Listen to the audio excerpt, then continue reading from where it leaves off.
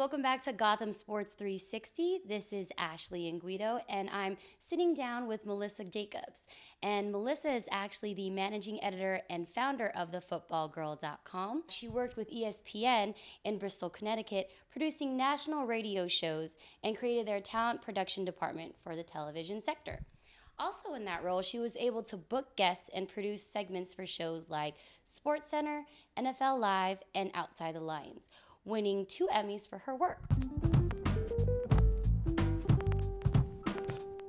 I was actually more probably of a baseball fan of San Francisco Giants growing up. I mean, I kept box scores. I listened to like every game on the radio. I mean, I would save up my money and go to any game that I could. I loved being at Candlestick Park. Even, you know, in high school that I wanted to do something in sports, but it was definitely something I was at least going to, you know, work in some profession and spend all my money going to games. Going from basically being like a fangirl to then, you know, covering athletes. I mean, that's sort of whether you're male or female. I mean, that was like I mean, it wasn't a lesson. It was pretty logical, you know. Suddenly you're not a fan of these people anymore. Suddenly they're people you're covering and you view them in a completely different light. I mean, I would say my fandom for both teams like almost, you know, evaporated immediately because it has to when you're doing that job. However, there are some people that, you know, wind up probably failing that don't, you know, take off the, you know, the fan mask. So, yeah, that's just very important, especially when you're starting out and you're young and you're female.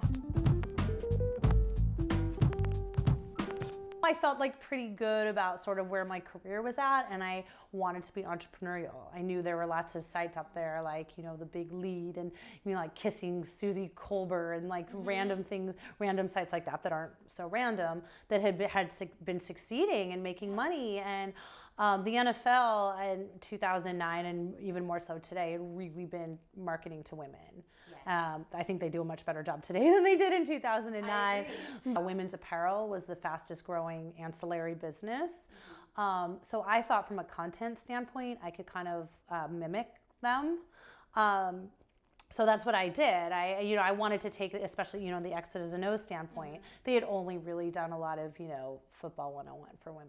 And I wanted to sort of take it beyond that and provide, you know, just my own voice and some contributors' voices and just sort of a comfortable place where women could come, but not, I was very strategic about, not be intimidated. And also I was strategic in not excluding men. I thought, because there's not really a point to exclude like 54% of the NFL audience. We have a good combination of education stuff, things that are, you know, kind of more entertainment driven, but then we have, you know, analysis, we have player interviews and fantasy. So, you know, and some more hardcore stuff, if you will. So, you know, I've been very strategic about that.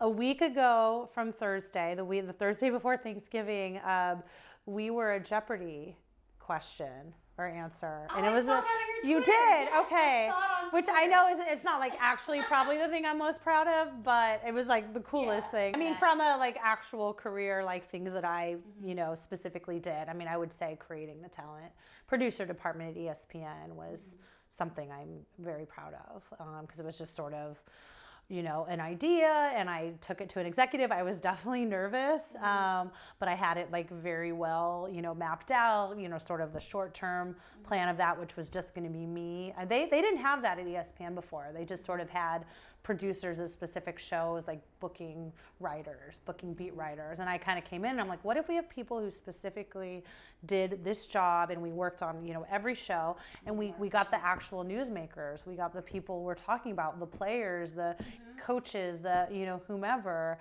We want to get to the heart of the story, and we can advance every story there versus just react to it. I'm very proud of that because I can actually see the improvement in shows across the board. And I mean, now it's, you know, it's so much more sophisticated, even the, you know, databases they use and things, but I feel like, you know, I had a little part in, you know, improving the guest lists on, you know, most ESPN shows.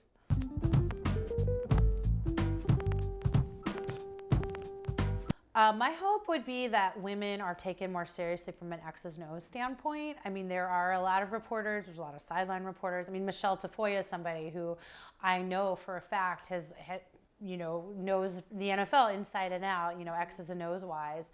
And she's a great sideline reporter, but I'm kind of like, I wonder how she'd be in the booth. I want to see women like her in the booth. I want, women to have a voice in, all pregame shows where, you're analyzing every game. There's no reason, there's enough women out there at this point, I think, that can serve that role. Anita Marks, actually, in a local New York product, she does that for, this was actually sort of a, trailblazing thing for the what is it called?